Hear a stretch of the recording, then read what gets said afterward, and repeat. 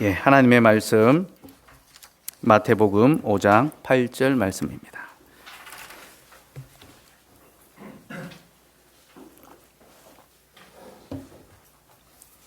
마태복음 5장 8절 말씀 제가 봉독해 드리겠습니다. 하나님의 말씀을 들으십시오. 마음이 청결한 자는 복이 있나니 그들이 하나님을 볼 것이며. 기도하겠습니다. 하나님, 오늘 주께서 우리에게 마음이 청결한 자에 관하여 말씀해 주셨습니다.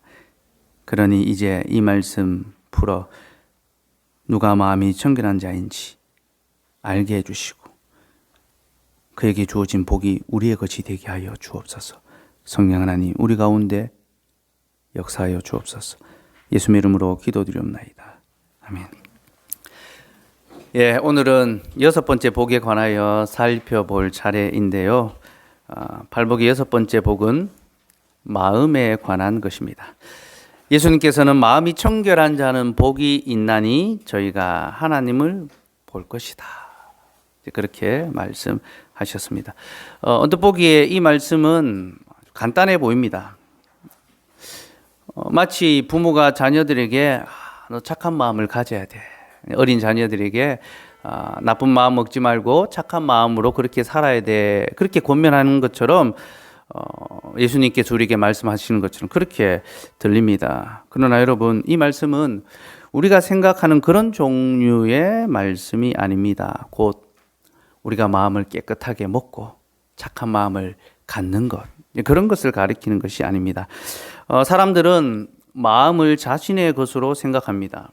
그래서 얼마든지 자기 마음을 스스로 통제할 수 있다라고 생각합니다. 사람들이 이렇게 말하죠. 야, 모든 것은 마음 먹기 나름이야. 마음을 굳게 먹어라. 마음을 착하게 먹어라. 마음을 착하게 써야지. 그래야 잘 된다. 이런 말들을 이제 종종 합니다. 그죠? 자기 마음을 자기가 스스로 통제하고 그렇게 컨트롤할 수 있다는 겁니다. 그러나 여러분, 오늘 예수님 말씀하시는 그 마음은요, 이런 것과는 전혀 결이 다릅니다. 성경은 사람이 자기의 마음을 스스로 깨끗하게 할 수 없다라고 우리에게 가르칩니다. 잠언 20장 9절 말씀 우리 제가 주보에 넣어 드렸죠. 같이 한번 읽어볼까요? 잠언 20장 9절 시작. 내가 내 마음을 정하게 하였다. 내 죄를 깨끗하게 하였다. 할 자가 누구냐? 내가 내 마음을 정하게 했다. 또 내 죄를 깨끗하게 했다. 내 마음을 정결하게 했다라고 말할 수 있는 사람이 누가 있느냐? 아무도 없다라는 겁니다. 너희 중에 스스로 자기 마음을 깨끗하게 할 자가 있느냐? 없다는 거예요. 여러분, 의인은 없나니 하나도 없지 않습니까? 그렇죠? 자기 마음을 깨끗하게 할 자는 하나도 없습니다. 도리어 성경은요, 인간의 마음이 얼마나 부패한지를 우리에게 가르쳐 줍니다. 예레미야 17장 9절 말씀 같이 읽읍시다. 시작. 만물보다 거짓되고 심히 부패한 것은 마음이라 누가 능히 이를 알리요마는. 기가 막힌 말씀 아닙니까? 그렇죠? 만물보다 거짓되고 심히 부패한 것은 마음이다. 하나님 만드신 모든 만물 중에서 가장 부패하고 가장 더러운 것이 마음이라는 거예요. 우리는 어떤 더러운 것을 보고 더럽다 막 그렇게 이야기하는데요. 그게 더러운 것이 아니라 실상은 우리 마음이 더 더럽다라는 거예요. 여러분, 하나님 지으신 모든 만물은요, 하나님의 뜻대로 운영되며 또 살아갑니다. 그죠? 자연을 보십시오. 동물의 삶들을 보십시오. 다 하나님이 지으신 그대로 그렇게 살아가고 있습니다. 그런데 인간은 어떻습니까? 모든 만물이 하나님이 지으신 그대로 살아가고 있는데 유독 인간의 마음만이 하나님의 뜻을 거스리며 온갖 부패함과 더러운 것을 행합니다. 그죠? 인간의 마음이 얼마나 악하고 부패한지 세상에는 또 이런 것이 없습니다. 사람의 마음을 탁 들여다보면요, 참 누추하고 비참하고 부끄러운 거죠. 여러분, 우리 마음 속에 있는 그 중심을 모든 사람들이 훤하게 꿰뚫어 본다고 생각하시면요, 우리 사람들을 대할 수 있겠습니까? 그죠? 못 만납니다. 그죠? 우리 속에는 온갖 악독과 더러움과 누추한 것들, 더러운 것들이 가득합니다. 그러니 여러분, 마음의 청결함이라는 것은요, 우리의 마음 먹는 것에 달린 것이 아닙니다. 마음이 청결한 자는 하나님을 볼 수 있으니까 너희가 마음을 깨끗하게 잘 가져. 그런 것이 아닙니다. 그럼 여러분, 마음이 청결하다는 것은 무엇을 가리키는 것일까요? 우리는 이 말씀이 구약의 정결 예식과 관련이 있다는 사실을 알아야 합니다. 구약의 정결 예식과 관련이 있습니다. 하나님께서는요, 사람의 마음이 어려서부터 악하다는 것을 아십니다. 이게 노아 홍수 후에 하나님이 하신 말씀이죠. 사람의 마음이 어려서부터 악하다. 타고날 때부터 악한 거예요. 이 말은 이제 아담의 그 죄가 사람 안에 계속해서 이제 역사하고 죄를 타고 태어난다라는 거죠. 하나님은 처음에는 사람을 선하게 지었는데 아담의 범죄 후에 인간의 그 마음이 나면서부터 악하게 나는 거예요. 그러니까 그 속에 악한 것이 있는데 어떻게 스스로를 정결하게 할 수 있습니까? 그래서 하나님께서는 인간이 정결해질 수 있는 방법을 제시해 주셨습니다. 그게 구약 율법에 나오는 정결 예식입니다. 구약의 정결 예법을 주심으로 이것을 지킬 때에 사람이 정결해질 수 있다라고 그렇게 말씀하신 겁니다. 이걸 이제 결례라고 부릅니다. 걸례 아니고 결례, 거룩한 예식, 결례라고 그렇게 하는데요. 이 결례의 특징은요, 외적인 정결함을 드러내는 것에 있습니다. 그래서 물로 손을 씻는 겁니다. 자기의 손을 성막에 들어가기 전에 물로 손을 깨끗하게 씻고, 또 자기 몸을 물로 씻고, 또 부정한 것을 먹거나 만지지 않는 겁니다. 그죠? 부정한 음식을 먹지 않고 부정한 것을 만지지 않는 것. 그리고 옷을 빨거나 그릇을 씻는 것. 이런 이와 같은 정결의 예법이 주어졌고, 이런 의식을 통하여 사람이 자신의 부정함을 씻고 깨끗함을 얻게 됩니다. 근데 여러분, 이러한 결례의 예식은요, 사람의 정결이 어떤 방식을 통하여 이루어지는가에 관한 교훈을 줍니다. 사람이 어떻게 정결을 얻게 되는가에 관한 교훈을 주는데요. 그 교훈은, 사람의 정결은 사람의 속에서가 아니라 사람의 밖에서부터 주어진다. 바로 이것을 가르쳐 줍니다. 자, 어떤 행위를 함으로써 거룩해지는 것이 율법의 규례죠. 그죠? 근데 내가 그 행위를 함으로써 거룩해진다라는 것을 보여주는 게 아닙니다. 인간이 내 속에서는 스스로 정결함을 행할 수 없으니까 외부의 어떤 것을 통하여 정결함을 얻습니다. 그죠? 물로 씻고, 어떤 음식을 먹지 않고, 또 깨끗한 음식을 먹고, 부정한 것을 만지지 않고, 부정한 것을 깨끗한 정결한 것을 만지고, 옷을 빨고 그릇을 씻고, 이런 행위를 통하여서 정결함을 얻게 되죠. 그죠? 여러분, 이는 정결이, 사람의 정결이 외부의 어떤 조건을 통하여 주어진다라는 것을 우리에게 보여주고, 그리고 그 핵심은 사람이 자신의 행위가 아니라 오직 외부의 도움, 은혜를 통하여 정결해진다라는 것을 보여줍니다. 곧 하나님께서 너희가 이 행위를 해야지만 거룩해진다라는 것을 가르쳐 주시기 위해서 그 규례를 주신 것이 아니라, 너희 속에는 도무지 정결하게 할 것이 없으니 너희 밖에서 내가 정결하다고 하는 바로 그것을 행함으로 너희 밖으로부터 주어지는 정결함을 덧입어야 한다. 그 교훈을 주시는 겁니다. 여러분, 이렇게 마음이 정결하다라는 것은요, 자기 스스로 마음을 착하게 먹고 깨끗하게 살아야지라는 그런 다짐이 아니라 도리어 정반대의 반응. 나로서는 내 마음 속에는 도무지 선한 것이 하나도 없구나. 내 속에는 온갖 더러움과 부패함만이 가득하구나. 나를 정결하게 하는 것은 내 속에 있는 것이 아니라 내 바깥에 있구나. 바로 그것을 깨닫고 하나님, 나를 정결케 하여 주시옵소서. 주의 은혜로 내가 정결해지기를 소원합니다. 그렇게 간구하고 바라는 것. 그것이 바로 마음이 정결한 자의 모습입니다.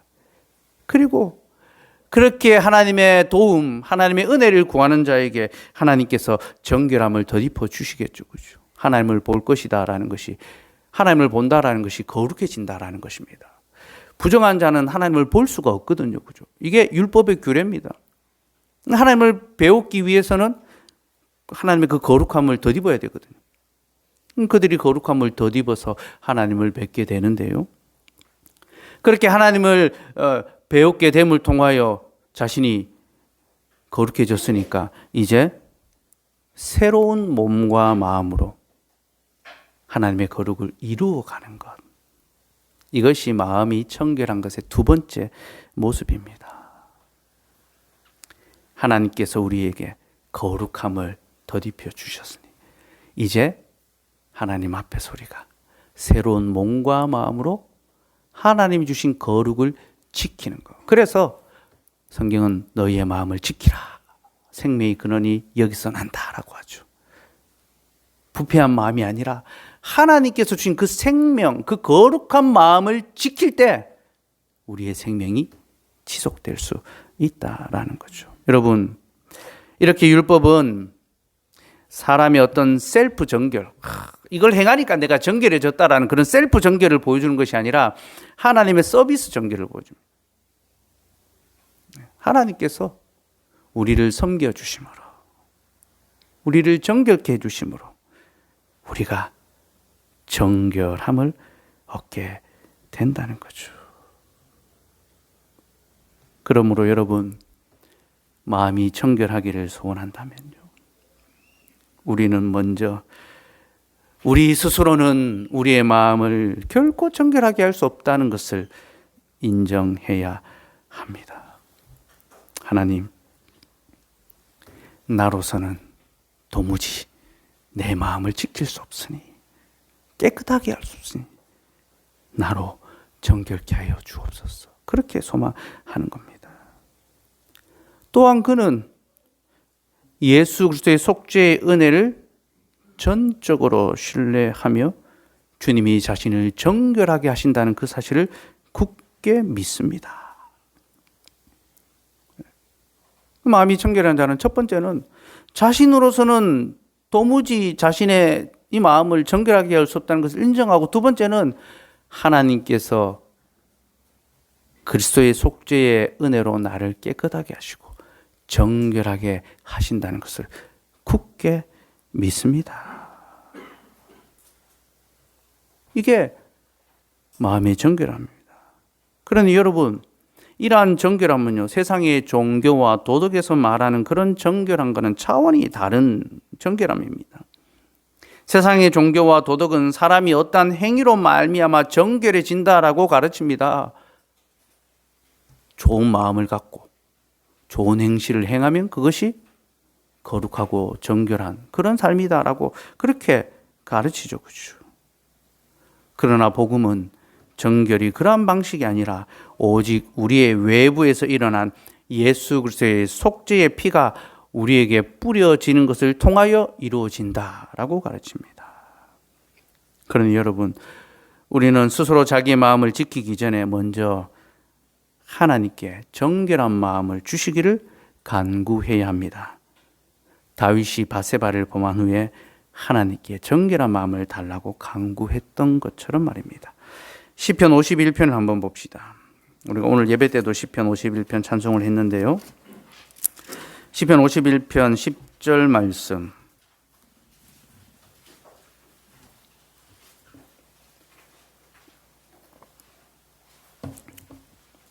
같이 읽읍시다. 시작. 하나님이여 내 속에 정한 마음을 창조하시고 내 안에 정직한 영을 새롭게 하소서. 다윗은 하나님 앞에 자신의 죄를 인정하고 회개하면서 하나님 내 안에 정직한 영을 새롭게 하시고 정한 마음, 정결한 마음을 주시옵소서. 그렇게 기도했습니다. 그럼 다윗은 하나님 제가 정결하게 살겠습니다. 하나님 제가 이제는 바르게 살겠습니다. 그렇게 먼저 다짐하지 않았습니다.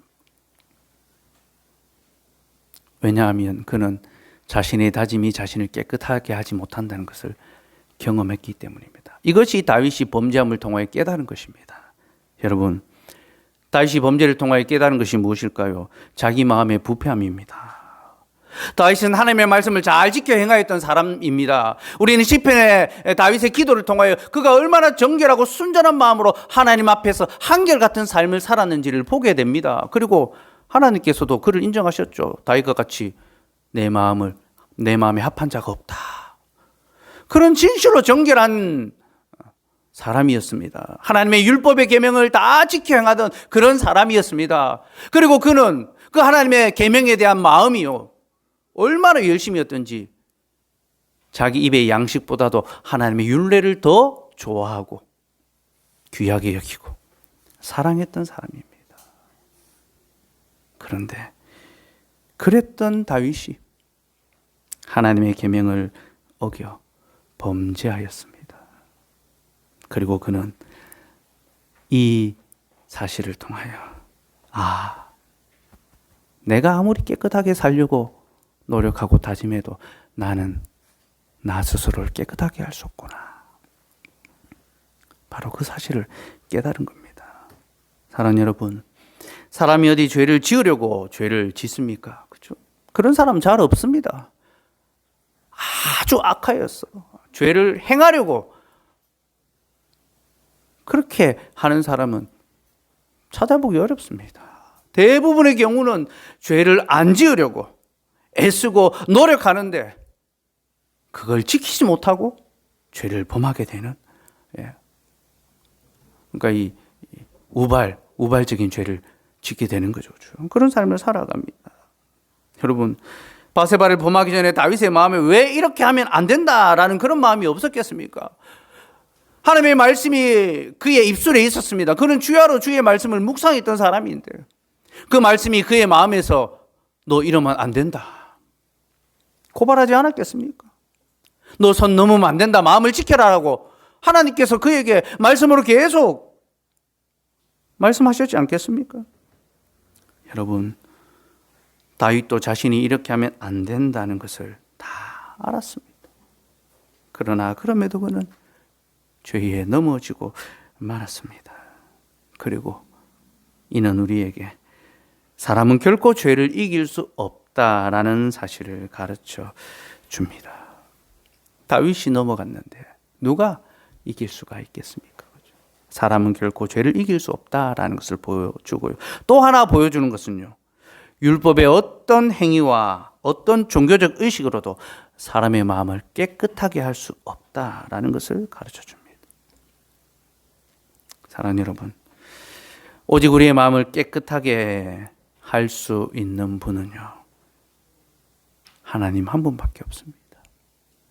오직 예수 그리스도만이 우리를 온전하게 하시고 우리를 정결하게 하시고 우리를 깨끗하게 하십니다. 다윗은 바로 이 사실을 깨달았던 것입니다. 그는 자신의 범죄함으로 말미암아 이 사실을 깨닫고 하나님 앞에서 겸손하게 자기의 죄를 인정하고 회개했습니다. 하나님, 내가 하나님께만 죄를 범하였나이다. 그렇게 고백했습니다. 그리고 하나님만이 나를 깨끗하게 하실 수 있으니 주여 나를 정결케 하여 주시옵소서. 그렇게 고백하고 기도했던 거죠. 하나님이 나의 죄를 사하시면 내 죄가 사하여질 것이고 하나님께서 나로 하여금 깨끗하게 해주시면 내가 깨끗해질 것이다. 이것을 믿었던 겁니다. 그리고 하나님께서 자신을 깨끗하게 해주신 후에야 그는 이제 주님, 내가 정결한 삶을 살아가겠나이다. 주께서 주신 이 거룩한 마음을 지키겠나이다. 그렇게 다짐하고 결단합니다. 13절 봅시다. 13절 시작. 그리하면 내가 범죄자에게 주의 도를 가르치리니 죄인들이 주께 돌아오리이다.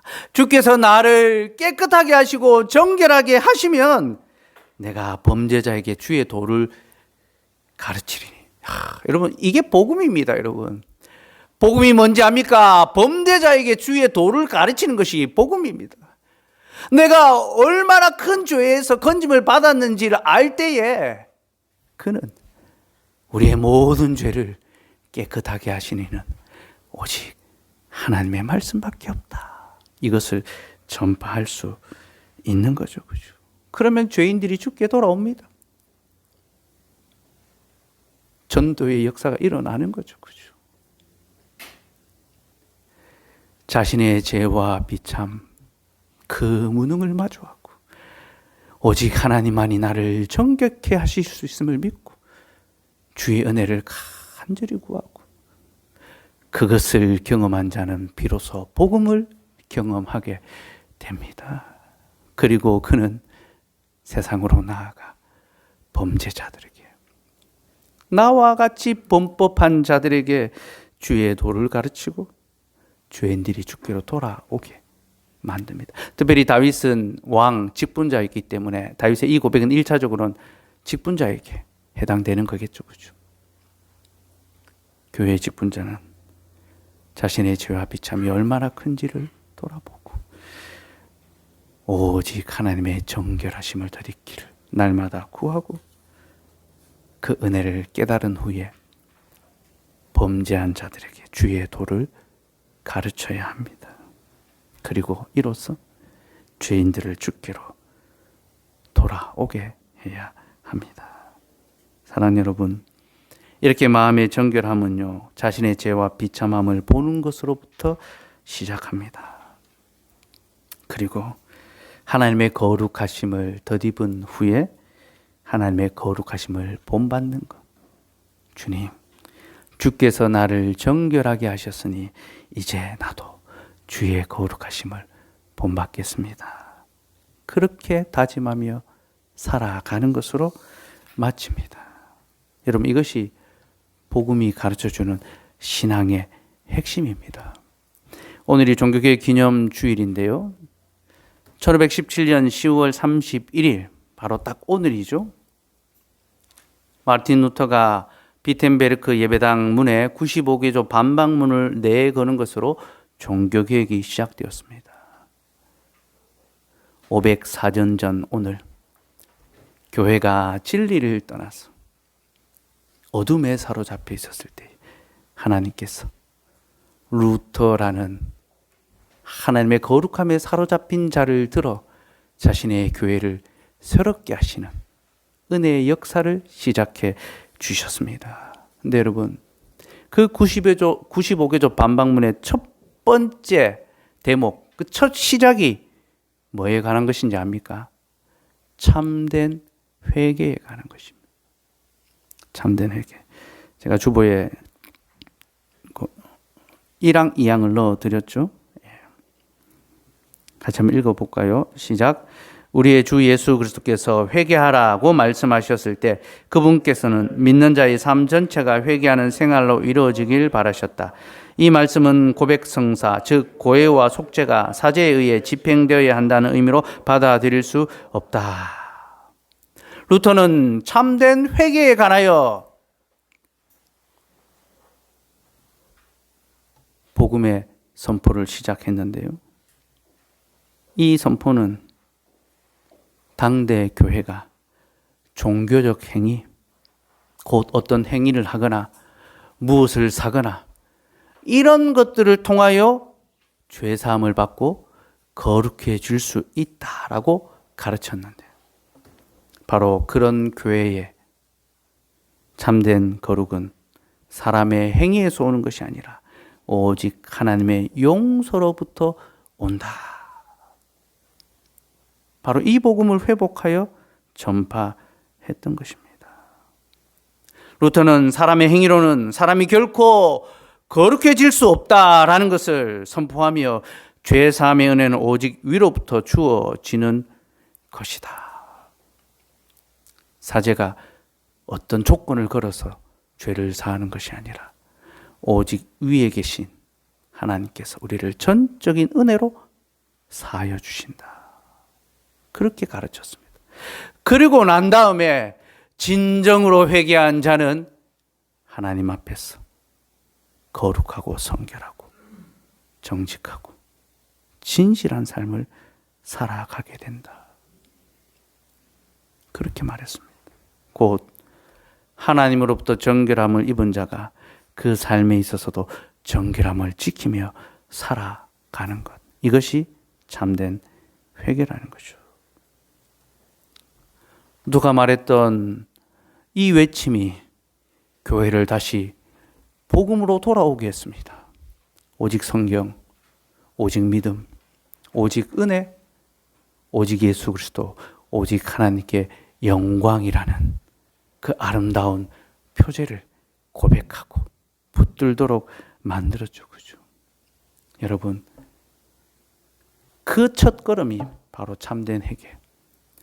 자신의 죄와 비참을 인정하고 자신으로서는 거룩해질 수 없으니 주여 나를 용서하시고 거룩하게 하여 주시옵소서. 그렇게 고백하는 것으로부터 참된 회복이 일어나는 것입니다. 그러면 여러분, 우리가 이렇게 하나님으로 말미암아 마음의 청결함을 덧입게 됐는데요. 그렇게 마음의 청결을 얻은 자는 마음을 지키며 거룩하게 살아가야 한다 하지 않습니까? 그러면 마음을 청결하게 해서 살아가는 삶의 구체적인 모습은 무엇을 가리킬까요? 우리 이러한 예를 시편에서 찾아볼 수 있습니다. 시편 24편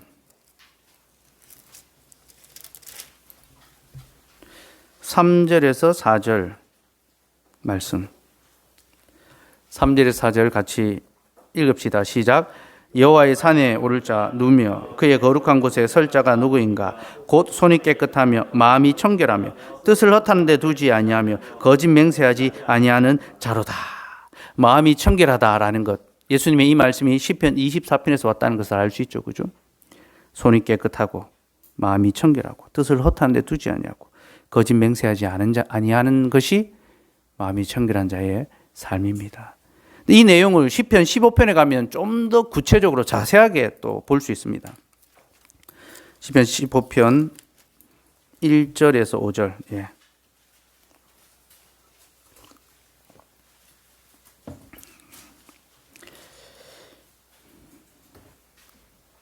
같이 읽읍시다. 시작. 여호와여, 주의 장막에 머무를 자 누구오며 주의 성산에 사는 자 누구오니까? 정직하게 행하며 공의를 실천하며 그의 마음에 진실을 말하며 그의 혀로 남을 허물하지 아니하고 그의 이웃에게 악을 행하지 아니하며 그의 이웃을 비방하지 아니하며 그의 눈은 망령된 자를 멸시하며 여호와를 두려워하는 자를 존대하며 그의 마음에 서운한 것은 해로울지라도 변하지 아니하며 이자를 받으려고 돈을 꾸어주지 아니하며 뇌물을 받고 무죄한 자를 해하지 아니하는 자니 이런 일을 행하는 자는 영원히 흔들리지 아니하리이다. 주의 장막에 머무는 자는 정직하게 공의를 실천하고 마음의 진실을 말하고 혀로 남을 허물하지 않고 이웃에게 악을 행하지 않고 이웃을 비방하지 아니하고 망령된 자를 멸시하고 여호와를 두려워하는 자들을 존대하고 그 마음에 서운한 것은 해로울지라도 지키고 이자를 받으려고 돈을 꾸어주지 아니하고 뇌물을 받고 무죄한 자를 해하지 아니하며 살아갑니다. 이러한 삶의 세부적인 내용은 수요일에 더 말씀을 드리기로 하고요. 이러한 삶이 보여주는 핵심은요, 율법이 요구하는 삶입니다. 여러분, 시편 15편은요 율법이 우리에게 요구하는 삶의 방식입니다. 그러니 율법이 뭐라는 겁니까? 우리로 거룩한 삶이 무엇인지를 가르쳐 주는 겁니다. 자, 율법은 세 가지 기능인데 첫 번째는요, 우리로서는 거룩해질 수 없다는 것을 가르쳐 줍니다. 그죠? 율법은 우리 외부에서 정결함이 와야 된다는 거죠. 그 외부의 정결함이 누굽니까? 예수 그리스도를 통한 은혜죠. 그죠?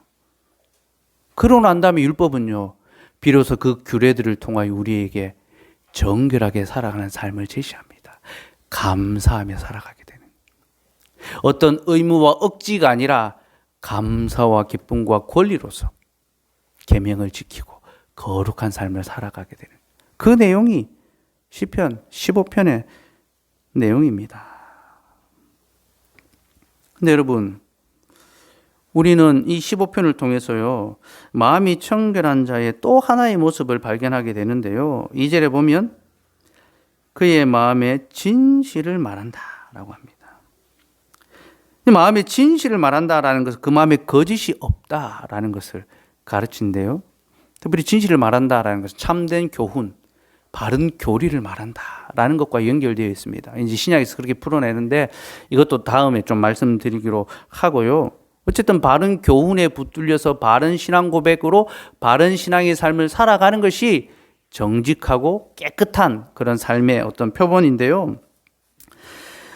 마음의 이 진실함은 그 마음에 거짓이 없고 간사한 것 없이 깨끗한 마음으로 율법의 계명을 지키는 것을 가리킵니다.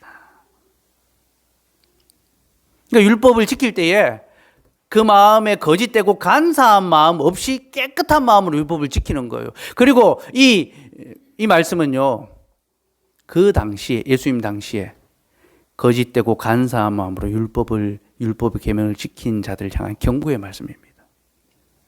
여러분, 예수님 당시에 율법을 열심히 지켰지만 그 마음에 간사한 것이 있었던 자들이 있죠.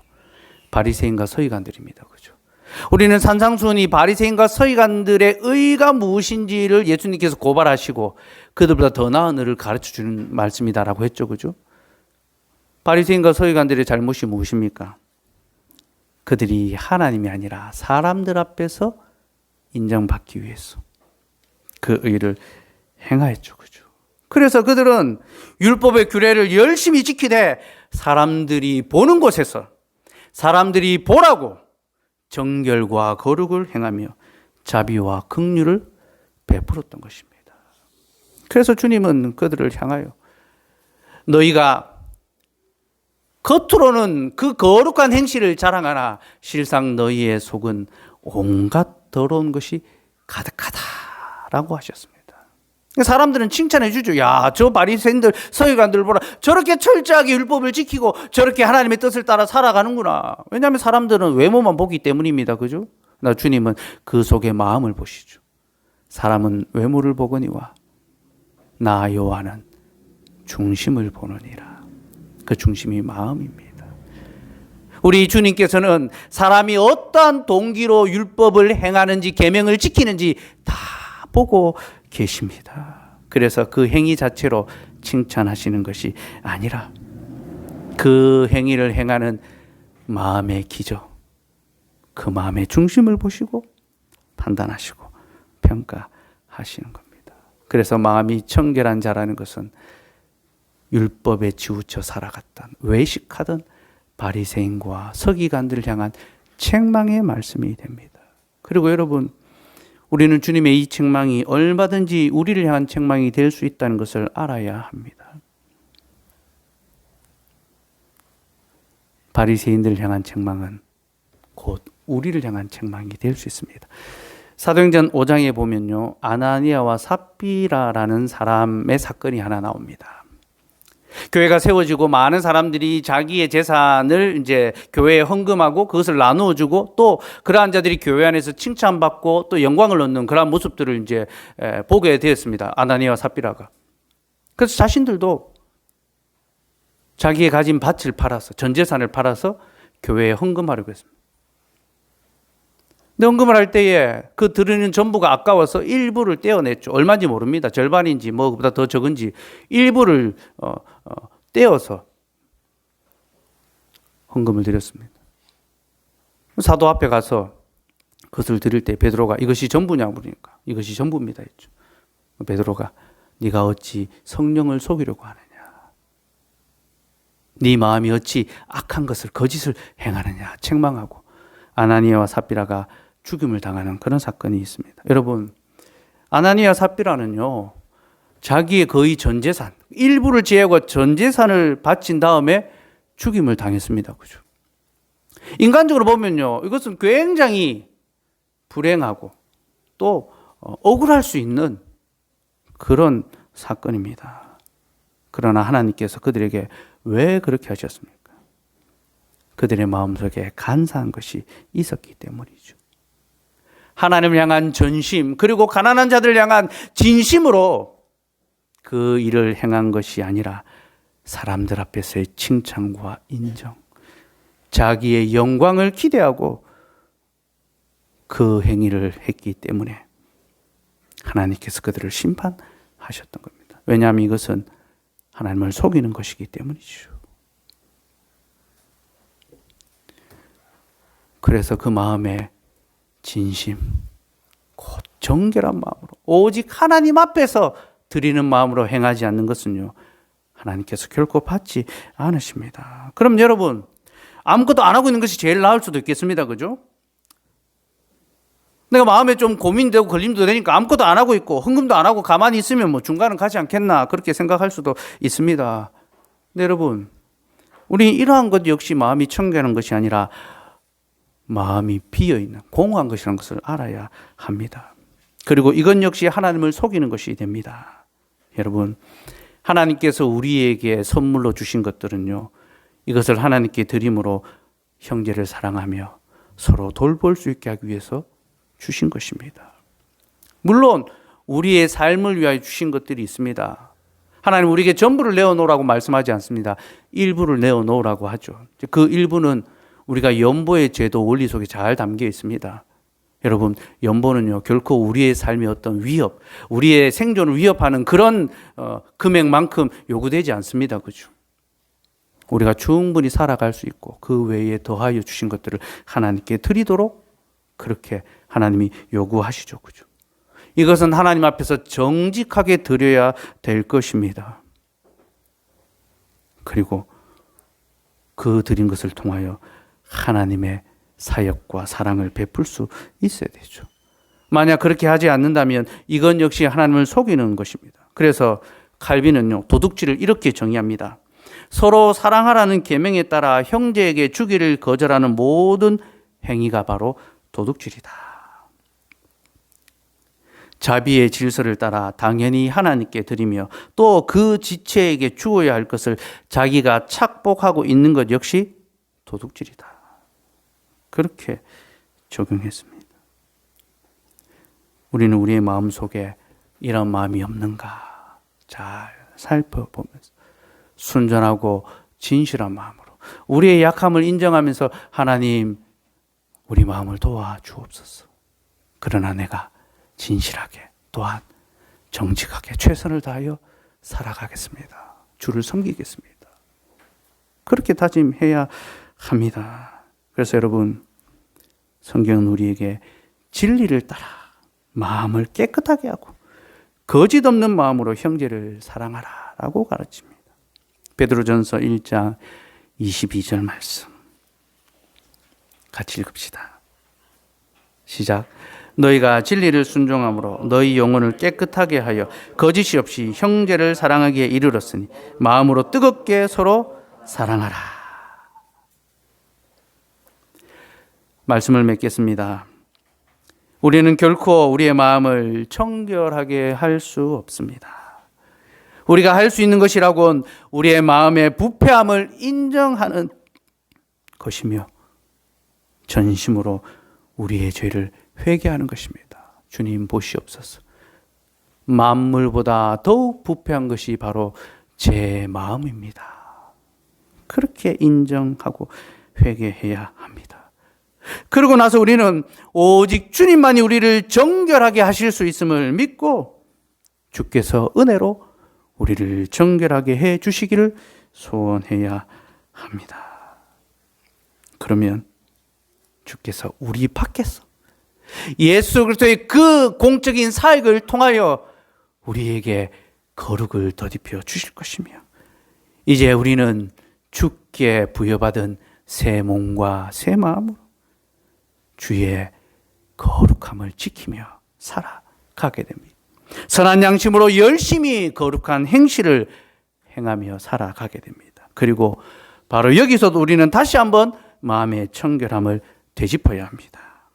곧 이 모든 것이 사람들 앞에서 인정받기 위한 것이 아니라 하나님 앞에서 인정받기 위한 깨끗한 마음으로 주의 계명을 지키며 더욱 형제를 뜨겁게 사랑합시다.